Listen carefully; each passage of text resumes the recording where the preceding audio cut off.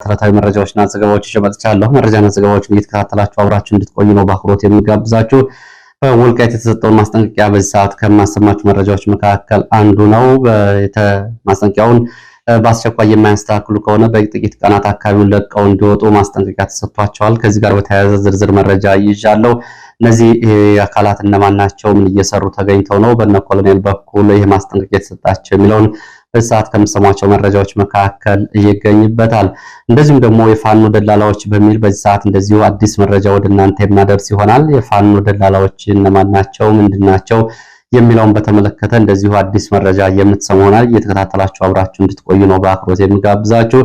እንግዲህ በተለይ የፋኖ ደላላዎች በሚለው ላይ የግልጽ የሆነ መረጃ የምታገኙ ይሆናል። አጠቃላይ እንግዲህ ትግሉንም በተመለከተ አብሮ ያለውን አጠቃላይ የህልውና አደጋውን በተመለከተ ያረዳድ ደረጃውንም የሚያሳይ መረጃ ነው። በተለያዩ አካባቢዎች ግንባር ዝርዝር መረጃዎች ደርሰውኛል። የእንቅስቃሴ ገደብ ሊደረግ ነው ተብሏል። የትራንስፖርት እንቅስቃሴ ሊቆም ነው። ትምህርት ቤቶች ይዘጋሉ፣ መዝናኛ ቦታዎች ይዘጋሉ ተብሏል። ሆቴሎችም በተመሳሳይ ይህንን ጨምሮ በተለያዩ አካባቢዎች ያሉ ዝርዝር መረጃዎችን በዚህ ሰዓት ወደ እናንተ እያደረስኩ አብሬያችሁ ቆይ። እናንተም ሀሳብ አስተያየት ቢኖራችሁ ጥቆማ ዜናችን@gmail.com ላይ ሀሳብ አስተያየቶቻችሁን እያደረሳችሁ አብራችሁ እንድትቆዩ ነው በአክብሮት የምጋብዛችሁ። በወታደራዊ እርምጃ በሚሊሻ አባላት ላይ ተወስዷል የሚለውን መረጃ ጨምሮ በተለያዩ አካባቢዎች ያሉ ዝርዝር የግንባር መረጃዎችን እንደዚሁ አደርሳችኋለሁ። አጠቃላይ እንደዚሁ አዲስ ኦፕሬሽን በፋኖ ይሰራል የሚለውን በተመለከተ ይህን ጉዳይ እንደዚሁ ምንድነው የሚለውን ጨምሮ በርካታ የግንባር ዝርዝር መረጃዎችን ትሰማላችሁ። እናንተም እንደተለመደው ሀሳብ አስተያየታችሁን ጥቆማ ዜናችን@gmail.com ላይ አድርሶኝ ጥቆማ አስተያየቶች ደርሰውኛል። በወልዲያ ዩኒቨርሲቲ ባለፈው የተደረገውን ስብሰባ ተከትሎ በስብሰባው ላይ የተናገሩና የህዝብን በደል ያጋለጡ የዩኒቨርሲቲ መምህራን በ11ኛ እዝ ጀነራሎች ጫና እየደረሰባቸው ነው። የከተማው ከንቲባ ደግሞ ወታደሮችን፣ ፖሊሶችን በማሰማራት ዩኒቨርሲቲ መምህራን ከፍተኛ ወከባ እያደረገባቸው እንደሆነ የሚገልጸውም እንደዚሁ ጥቆማና ቅሬታ ደርሶኛል። በዝርዝር የሚመለስበት ይሆናል በሌላ የመረጃ ሰዓት። ከተለያዩ አካባቢዎች እንደዚሁ በርከት ያሉ አስተያየቶችን አድርሳችሁኛል። የኦህዴድ ብልጽግና የፖለቲካ ኢምፓየሩን ለማረጋገጥ በአዲስ አበባ የሚፈጽማቸውን እንደዚሁ ተግባራት በተመለከተም እንደዚሁ አስተያየቶችን አድርሳችሁኛል። ከስታትስቲክስ ከአዲስ አበባ መሬት አስተዳደር ቢሮ መረጃዎችን አድርሳችሁኛል። በዝርዝር የምመለስባቸው ይሆናል። አሁንም ጥቆማ ሀሳብ አስተያየቶችን እንደዚሁ ብታደርሱኝ አመሰግናለሁ። ከይዘት አንጻር እንግዲህ እንደዚሁ ማስተያየት ሰጣችኋላችሁ። ወደ እዚህ ሰዓት መረጃዎች ነው የምሄደው። ወደ መረጃዎች ሄድ በኢትዮጵያ ኦርቶዶክስ ተዋሕዶ ቤተክርስቲያን የቆሎ ተማሪዎች ላይ እየተፈጸመ ያለውን ወታደራዊ ግዳጅ አፈሳ የተመለከተ መረጃ ነው የማስቀድመው። እንግዲህ በወታደራዊ ግዳጅ አፈሳ እየተደበደቡ በኃይል እየተወሰዱ የቆሎ ተማሪዎች መኖራቸውን ይህ መረጃ ያሳያል።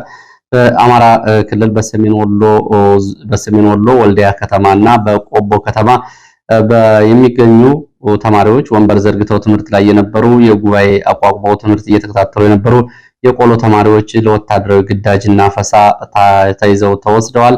እንደዚሁም ደግሞ መምህራኖቻቸውም ድብደባ ተፈጽሞባቸዋል ነው የተባለው።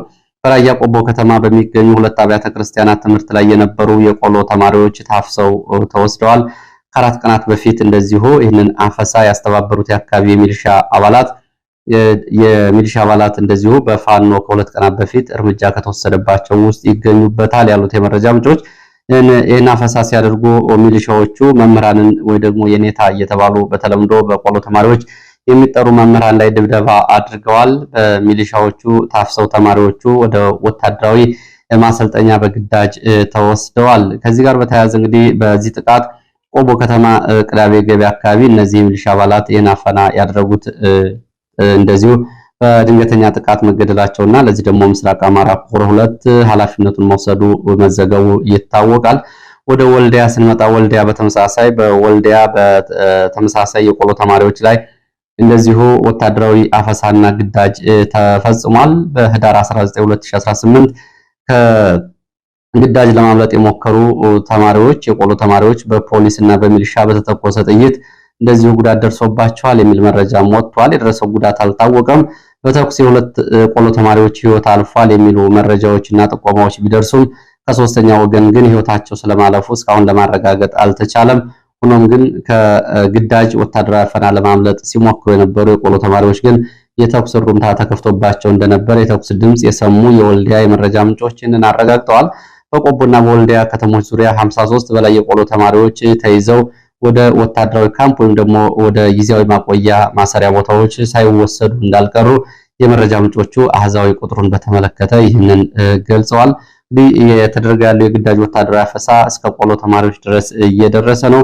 በተለያዩ አካባቢዎች እንግዲህ ሚሊሻዎች፣ ፖሊሶች፣ ወታደሮች ለግዳጅ በሚያመጧቸው ወጣቶች ልክ እንደዚሁ ገንዘብ አበል የሚከፈላቸው መሆኑ ይታወቃል። ከዚህ ጋር በተያያዘ እንደዚሁ ባለፈው የአሜሪካ መንግስትም በሰብአዊ መብት ሪፖርት ላይ ባወጣው ዓመታዊ ሪፖርት የኢትዮጵያ መንግስት እድሜያቸው ያልደረሰ ወጣቶችን ለወታደራዊ ግዳጅ እየተጠቀመ ነው፣ ሌሎች ታጣቂዎችም እንደዚሁ ይህንን እያደረጉ ነው። ስለዚህ በአስቸኳይ እነዛንም ሊያስለቅቅ እሱ መያዛቸውን ሊለቅ ይገባል የሚል መግለጫ ማውጣቱ ይታወቃል። በሰሞኑን በተለያዩ አካባቢዎች በተለይ ደቡብ ጎንደር፣ ክምር ድንጋይ እንዲሁም ደግሞ ፍኖተ ሰላም ዙሪያ እና በተለያዩ ከተሞች ገበያ ላይ ጭምር አፈሳዎች መደረጋቸው ነው የታወቀው። በዚህ እድሜያቸው ከ12 እስከ 13 ዓመት የሚገኙ ታዳጊዎችም ጭምር ለወታደራዊ ግዳጅ በኃይል ተይዘው ተወስደዋል። ብናት ደቡብ ጎንደር ብናት ከተማ የ12 ዓመትና የ14 ዓመት ታዳጊዎች በወረዳው ባለስልጣናት እና በሚሊሻዎች ተይዘው መወሰዳቸው ነው ለማወቅ የተቻለው።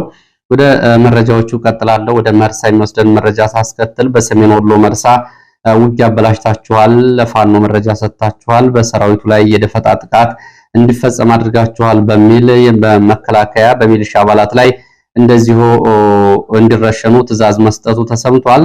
ህዳር 19 ትላንትና ማለት ነው 2018 ዓ.ም በሰሜን ወሎ ሀብሮ ወረዳ መርሳ አቅራቢያ የሚሊሻ አባላት በመከላከያ ስለመረሸናቸው ዘግየት ብለው የወጡ መረጃዎች ይገልጻሉ። የተረሸኑት ምን ያህል ናቸው በሚል ጥያቄ ያቀረብላቸው የመረጃ ምንጮች ሁለት ስለመረሸናቸው እናውቃለን፣ ሌሎቹ ግን ወደ ወታደራዊ ቅጣት ለሌላ እንደዚሁ ቅጣት ተወስደዋል ሲሉ ነው የገለጹት።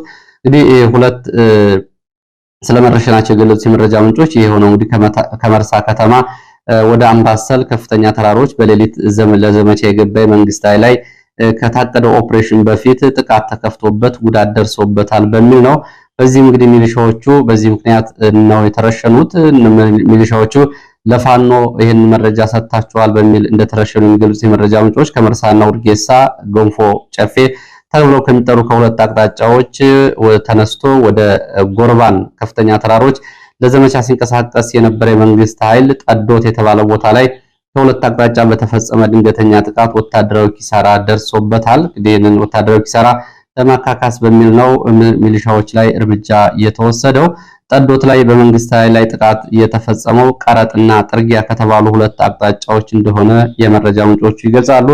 ጥቃቱን ተከትሎ የመንግስት ኃይል ወደ መርሳ ከተማ ወደ ኋላ ስለመውጣቱ ነው የገለጹት የመረጃ ምንጮች። የደረሰው ዝርዝር ጉዳት ግን በአሃዛዊ መረጃዎች ለማወቅና ለማረጋገጥ አልተቻለም።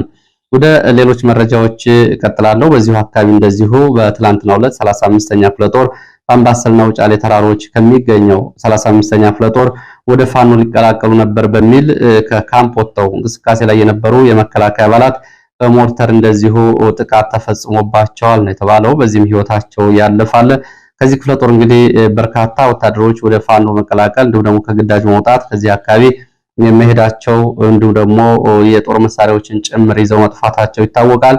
ይህንን ተከትሎ ስጋት የገባው ክፍለ ጦሩ በትላንትናው ዕለት ወታደሮች እንቅስቃሴ ላይ ያሉ ከውጫሌ አቅራቢያ በሚገኝ ቦታ የሞርተር ጥቃት ፈጽሞባቸዋል። እንግዲህ ከድተው ሊወጡ ይሆን ወይም ደግሞ ለሌላ እንቅስቃሴ ይሆን አልታወቀም። በስጋት ግን ወታደሮች በዚህ ሞርተር ጥቃት ጉዳት ደርሶባቸዋል ነው የተባለው። ወደ ሌላ መረጃ ስቀጥል በአምባሰል ተራራ በስተ ደቡብ ምዕራብ አቅጣጫ ከተንታና ከደላንታ አካባቢዎች በመውጣት ወደ ደሴ እንቅስቃሴ ላይ በነበረ የመንግስት ኃይል ላይ ድንገተኛ የደፈጣ ጥቃት መፈጸሙንም የወጡ መረጃዎች ያሳያሉ።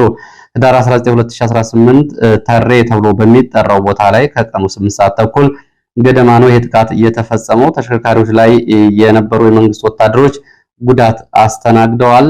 ከመኪና ዘለው ለማምለጥና ያጸፋ ምላሽ ለመስጠትም የሞከሩ ላይ ተከታታይ ሩምታ ተኩስ ተከፍቶባቸው ጉዳት አስተናግደዋል ያሉት የመረጃ ምንጮቹ ይሄ ጥቃት ተፈጸመበት ልዩ ቦታው ሶስት ወረዳዎች የሚገናኙበት በተለምዶ ተለያየ ነው ደግሞ ከስከስ በረሃ ተብሎ የሚጠራው ተሬ አካባቢ ነው። ይሄ እንግዲህ አምባሰል ደላንታና ተንታ ወረዳ የሚገናኙበት የከስከስ በረሃ አካባቢ ይሄ ሲፈጸም ለሁለተኛ ጊዜ ነው።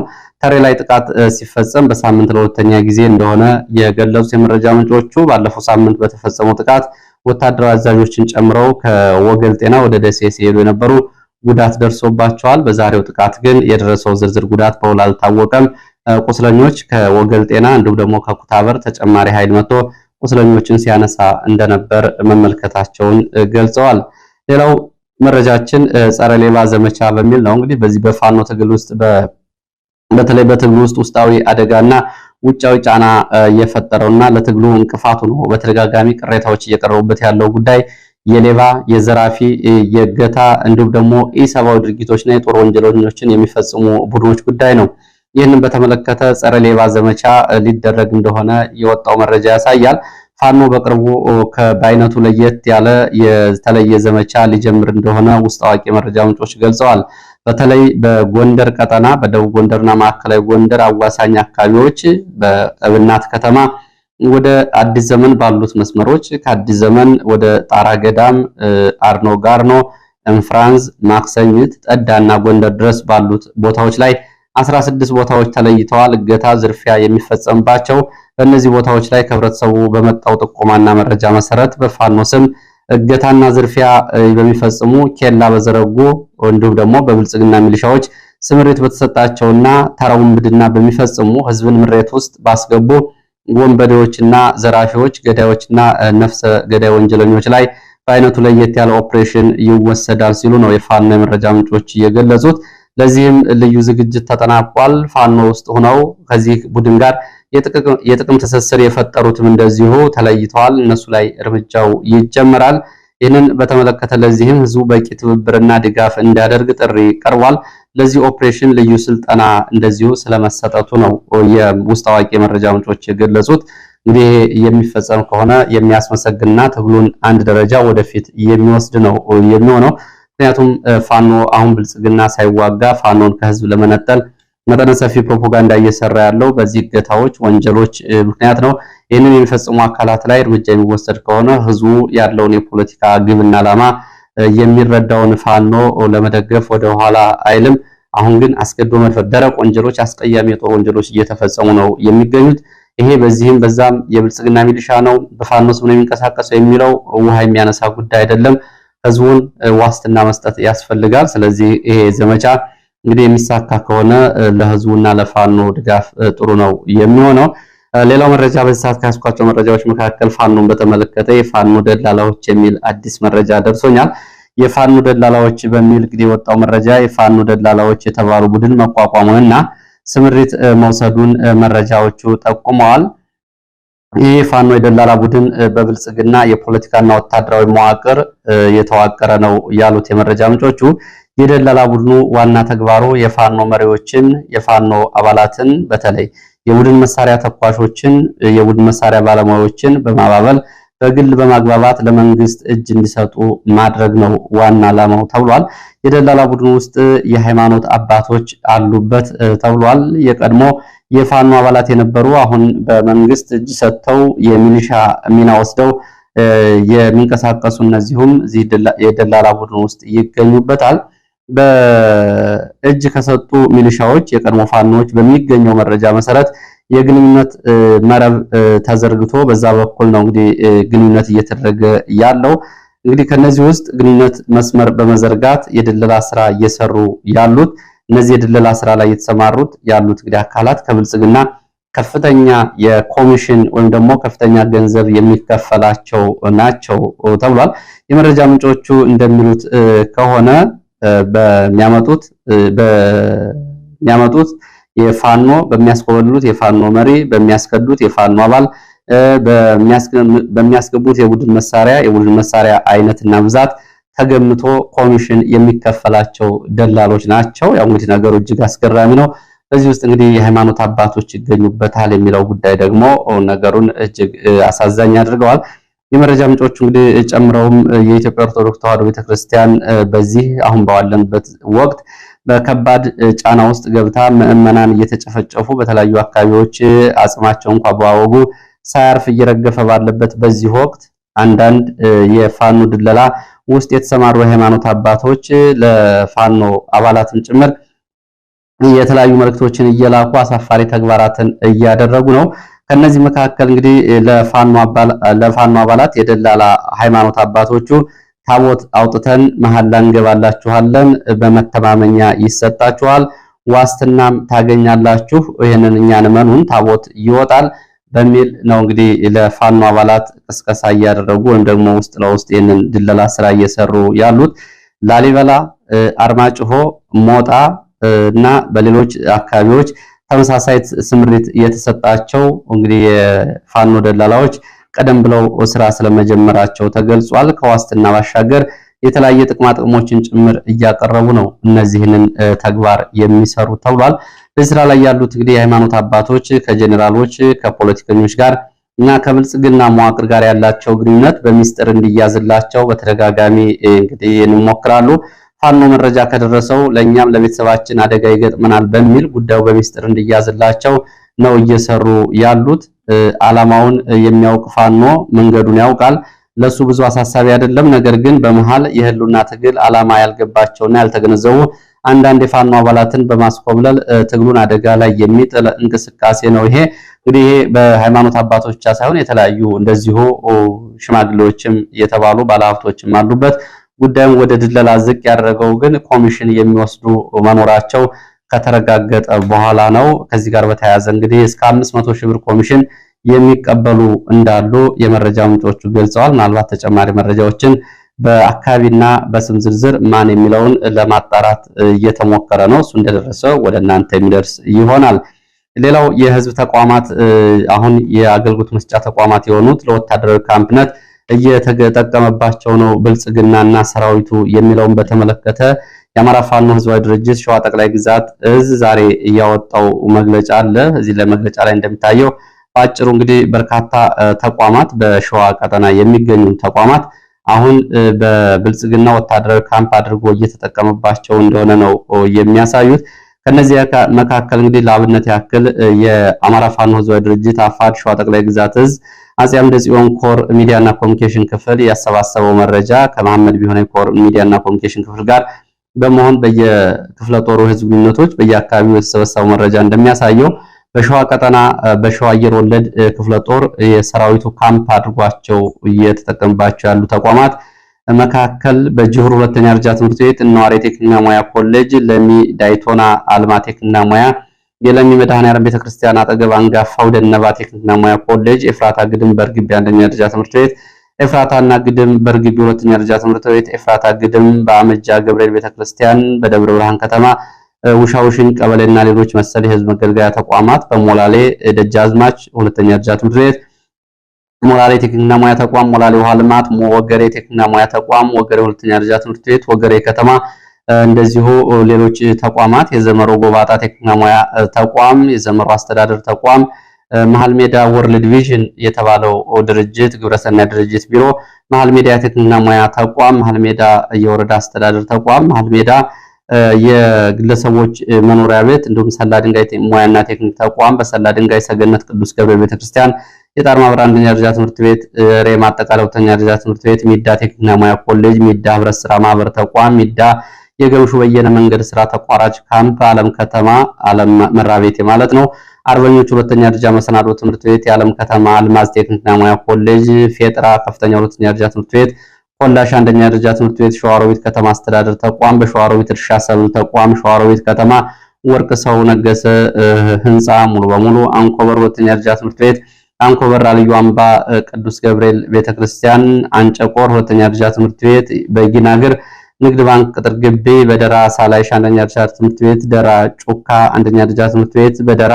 ራቾ ሰኞ ገበያ አንደኛ ደረጃ ትምህርት ቤት፣ በደራ ባቡ ቀበሌ አንደኛ ደረጃ ትምህርት ቤት፣ ፍቼ ሰላሌ ደብረ ሊባኖስ ሀገረ ሰላም ቀበሌና ሌሎች መሰል የህዝብ ተቋማት እንግዲህ መንግስት በወታደራዊ ካምፕነት የመንግስት ኃይል እየተጠቀመባቸው ነው። ያው አየር ወለድ ኮማንዶ በሀገረ ማርያም ቡልጋ ቴክኒክና ሙያ ኮሌጅ፣ በሀገረ ማርያም ካምቦ ማርያም ቤተክርስቲያን፣ በረሃት አጠቃላይ ሁለተኛ ደረጃ ትምህርት ቤት፣ ምንጃር ፊታውራሪ ጌታ ብቻ አንደኛ ደረጃ ትምህርት ቤት፣ ምንጃር ቴክኒክና ሙያ ኮሌጅ እና በአንጾኪያም እንደዚሁ አንጾኪያ መኮይ ቴክኒክና ሙያ ኮሌጅ፣ አንጾኪያ መኮይ ወጣቶች መዝናኛ ማዕከል፣ አንጾኪያ አጥቆ ጎርጓዴ ቀበሌ አንደኛ ደረጃ ትምህርት ቤት፣ አንጾኪያ መኮይ መቅደስ አንደኛ ደረጃ ትምህርት ቤት፣ አንጾኪያ መኮይ ጫንጮ አንደኛ ደረጃ ትምህርት ቤት፣ ዳዋ ጨፋ ሲራጉር አንደኛ እና መለስተኛ ሁለተኛ ደረጃ ትምህርት ቤት፣ በዳዋ ጨፋ ሞፋት አንደኛ ደረጃ ትምህርት ቤት፣ ዳዋ ጨፋ ጉር መስጂድ፣ ዳዋ ጨፋ ቀይ አፈር ቅዱስ ገብርኤል ቤተክርስቲያን፣ የዳዋ ጨፋ ገርቢ፣ የዳዋ ጨፋ ቱቼ፣ ዳዋ ጨፋ ስላሴ ቤተክርስቲያን፣ ዳዋ ጨፋ ጉባኤ አንደኛ ደረጃ ትምህርት ቤት፣ ዳዋ ጨፋ ተረፋ ትምህርት ቤቶች ይገኙበታል። በከሚሴ የዞኑ አስተዳደር ህንጻ ቢሮን ጨምሮ በከሚሴ የኦሮሚያ ባህልና ቱሪዝም አባገዳ አዳራሽ፣ ከሚሴ ቴክኒክና ሙያ ኮሌጅ፣ ከሚሴ የኤንጂኦ ተቋማትና መጋዘኖች ይገኙበታል። እንግዲህ ይህንን በተመለከተ በሸዋ ቀጠና የመንግስት ኃይል ያለበት እና የሰፈረባቸው ቦታዎች ናቸው። ከነዚህ ውስጥ እንግዲህ ቤተክርስቲያናት፣ ትምህርት ቤቶች፣ መስጊዶችም ጭምርና የግብረሰናይ ድርጅቶች መጋዘኖችና ቢሮዎች ይገኙበታል። እነዚህ በጦርነት ውስጥ ለማንም የማያገለግሉና በጥበቃና ከለላ የሚደረግላቸው ቢሆኑም አሁን ግን የመንግስት አየር ወለድ ኮማንዶ ኃይል ወታደራዊ ማዘዣ ጣቢያ አድርጓቸዋል ነው የሚለው መረጃው። ወደ ሌሎች መረጃዎች እቀጥላለሁ። ወደ ሌሎች መረጃዎች ሲሄድ ወደ ወልቃይት የሚወስደን መረጃን ማስከትለው በወልቃይት ጠገዴ ሰቲት ሁመራ ዞን ለሚንቀሳቀሱ ሁለት ግብረሰናይ ድርጅቶች ማስጠንቀቂያ ተሰጥቷል። ከወልቃይት ጠገዴ ሰቲት ሁመራ ዞን የተገኘው መረጃ እንደሚያሳየው ሁለት ዓለም አቀፍ ግብረሰናይ ድርጅቶች የመጨረሻ ማስጠንቀቂያ ተሰጥቷቸዋል። ድርጅቶቹ ከተሰማሩበትና ፍቃድ ከተሰጣቸው የሰብአዊ አገልግሎትና የግብረሰናይ ተግባር ውጭ በሆነ መንገድ የህወሓትን ፖለቲካዊ ስውር ፍላጎት ዓላማ ይዘው እየተንቀሳቀሱ ስለተገኙ እንደሆነ መረጃው ጠቁሟል። እነዚህ ድርጅቶች የወልቃይት ጠገዴ ህዝብ ለዘመናት የከፈለውን የማንነት ትግል እንዲሁም ደግሞ አሁን ያገኘውን የራስን የማስተዳደር ጊዜያዊ አስተዳደር ወደ ጎን ብለው በሌላ የፖለቲካ ዓላማ ውስጥ በመሰማራት ለህወሓት የስለላ፣ የፖለቲካ፣ የመረጃ፣ ወታደራዊ ስራዎችን እየሰሩ መገኘታቸው ተረጋግጦባቸዋል። ወልቃይት ጠገዴ ሰቲት ሁመራ ዞን የሚለውን አስተዳደር ጭምር ሪፖርቶቻቸው ላይ በማሳሳት ይጠራሉ። ድርጅቶቹ በአስቸኳይ ማስተካከያ ካላደረጉና ከድርጊታቸው ካልታቀቡ መረጃ የተያዘባቸውን ሰራተኞቻቸው ላይ አፋጣኝ እርምጃ ካልወሰዱ በሚቀጥሉት 18 ቀናት አካባቢዎቹን ለቀው እንዲወጡ ይደረጋል ነው የተባለው። ከአካባቢው የተገኘው መረጃ በዞኑ አስተዳደር በኩል እንግዲህ በዚህ ድርጊት የተሰማሩ ሰራተኞች ጭምር በቁጥጥር ስር በመዋል ወደ ህግ የማቅረብ ስራም ሊሰራ ይችላል። ለዚህ የጸጥታ ግብረ ኃይል ተቋቁሟል። እነዚህ ግብረሰናይ ድርጅቶች የወሰዱት የተሰጣቸውን ማስተካከያና የማስጠንቀቂያ እርምጃ ተከትሎ እንደዚሁ በአስቸኳይ ማስተካከያ አድርገው ለጸጥታ ግብረ ኃይል እንዲያቀርቡ ማስጠንቀቂያ መስጠታቸውን የወጣው መረጃ ያሳያል። ለየትኞቹ ግብረሰናይ ድርጅቶች ማስጠንቀቂያው እንደተሰጠ ግን መረጃው አብሮ አልገለጸም። በተመሳሳይ እንግዲህ ከዚህ በፊት በተለይ በጠለምት፣ ራያ፣ ኮረምና አካባቢው የሚንቀሳቀሱ ዓለም አቀፍ ግብረሰናይ ድርጅቶች በተመሳሳይ የፖለቲካ ዓላማ ተሰማርተው መገኘታቸውን ዞል ፖስት በምርመራ ዘገባው እንግዲህ በሰፊው ይዞ መውጣቱ ይታወቃል። በተለይ በጤና ውስጥ የሚሰሩና የጤና አገልግሎት የሚሰጡ ግብረሰናይ ድርጅቶች እርዳታ የሚያቀርቡ አካባቢዎች በራያ አካባቢ ተደጋጋሚ ወቀሳዎች እየወጡባቸው ነው። ሰራተኛ ከመቅጠር ጀምሮ እንደዚሁ ከመቀሌ ሰራተኛ እያመጡ የአካባቢውን ተወላጆች ጭምር አይቀጥሩም በሚል የተለያዩ ቅሬታዎች ሲቀርቡባቸው ነበረ። አሁን እንግዲህ በወልቃይት ከዚህ ጋር በተያያዘ የማስጠንቀቂያ መሰጠቱን መረጃዎቹ ጠቁመዋል። ወደ መተከል ስንሄድ በመተከል ዳንጉር ቆታ በተባለ ቦታ የጉሙዝ ታጣቂዎች ንጹሃንን መጨፍጨፋቸው ተሰምቷል። በዚህ ጭፍጨፋ ህዳር 19 በትናንትናው ዕለት 2018 የጉሙዝ ታጣቂዎች ቆታ በተባለው ቀበሌ በቁጥር ያልታወቁ ሰዎችን ጨፍጭፈዋል። ሌሎችን ደግሞ አግተው ወስደዋል። ታጣቂዎቹ ወደ መኖሪያ ቤቶች በመዝለቅ የቡድን መሳሪያዎችን ታጥቀው ነው ይህን ጥቃት እየፈጸሙ ሲሉ የዓይን እማኞች ይህንን አድርሰዋል። ጋሌሳ፣ ቡለን፣ ድባጤ ተብሎ የሚጠሩት ወረዳዎች ደግሞ እንግዲህ ስምሪት የወሰደው የኦነግ ሸኔ ኃይል የወርቅ ማውጫ ጉድጓዶችን ጭምር ለመቆጣጠር በሚደረገው እንቅስቃሴ እንግዲህ ብርቱ የሆነ እሽቅድድም ውስጥ ገብቷል ነው የተባለው። የኦነግ ሸኔ የኦህዴድና የአካባቢ የጋራ ስምሪትና ቅንጅት የሽናሻና የአማራ ተወላጆች ላይ እንደዚሁ ያነጣጠረ ጥቃትም እየፈጸሙ ነው። ጥቃቱም ተጠናክሮ ቀጥሏል። ሰሞኑን እንግዲህ በቡለን ወረዳ ከደረሰው ጥቃት ባሻገር በጋሌሳና በድባጤ አካባቢዎችም እንደዚሁ ስጋቶች መኖራቸውን አሁን የወጡ መረጃዎች ያሳያሉ።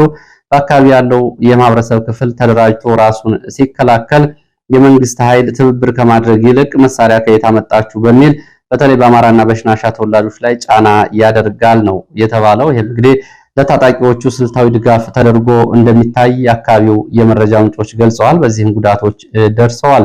ወደ ሌሎች ትላንትና በነገራችን ላይ በነበረው ፕሮግራም ወደ ኋላ ሄዳችሁ ልታዩ ትችላላችሁ። ከወለጋ አባይን ተሻግረው ወደ መተከል ቀጠና የገቡ የሸኔ ታጣቂ ቡድኖችን በተመለከተ አዳዲስ 5 ወታደራዊ ካምፖችን መመስረታቸውን ወደ መተከል ከወለጋ በሁለት ምክንያቶች እንደገቡ አንደኛው ወለጋ ውስጥ ባለው የሸኔ ክፍፍልና የእርስ በርስ ውጊያ እንዲሁም ደግሞ ዋናው ዓላማ ግን በኦህዴድ በኩል በተለይ በነጃል ሰኚ የሚሰጣቸው የአካባቢውን የመቆጣጠርና የግዛት ማስፋፋት ፕሮጀክት ለማስፈጸም እንደ ስምሪት ተሰጥቷቸው ነው።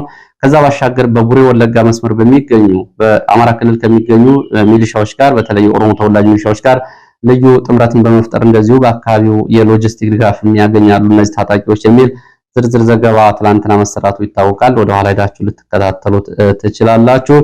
የእንቅስቃሴ ገደብ ሊደረግ ነው የሚለው መረጃ ነው። እንግዲህ ከዛሬ ጀምሮ በደቡብ ኢትዮጵያ የማርበርግ ቫይረስን ለመከላከል የትራንስፖርት ገደብ ሊደረግ ነው ተብሏል።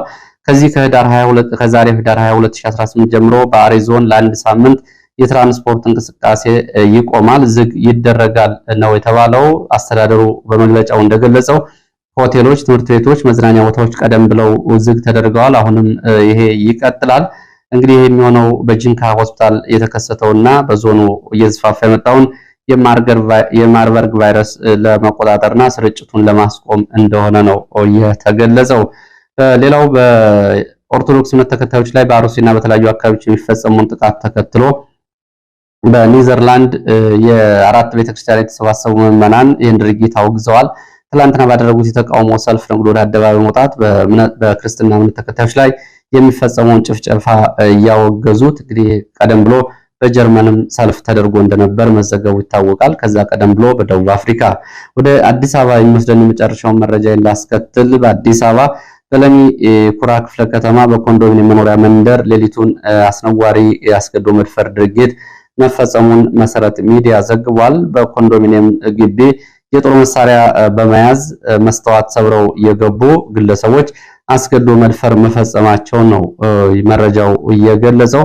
ወንጀሉን የፈጸመው ግለሰብ ለማምለጥ ቢሞክርም አንድ ሲቪል በለበሰ የጸጥታ አካል እና በኮንዶሚኒየም ነዋሪዎች በጋራ ትብብር በቁጥጥር ስር ውሎ ወደ ፖሊስ ጣቢያ መወሰዱን መሰረት ሚዲያ ዛሬ ማለዳ ላይ ይህንን ዘግቧል። እንግዲህ በአዲስ አበባ በጦር መሳሪያ በማስፈራራት የሚፈጸም አስገድዶ መድፈር ነው። እንግዲህ በሌሎች ግጭትና ጦርነት ካለባቸው ቀጠናዎች ውጭ ሰላማዊ ነው በሚባለውና የመንግስት ጠንካራ ይዞታ ብዙ ኃይል መንግስት ባሰማራበት ከተማ ውስጥ ነው ይሄ ድርጊት እየተፈጸመው። ለማንኛውም እንግዲህ ዘገባው ይመስላል።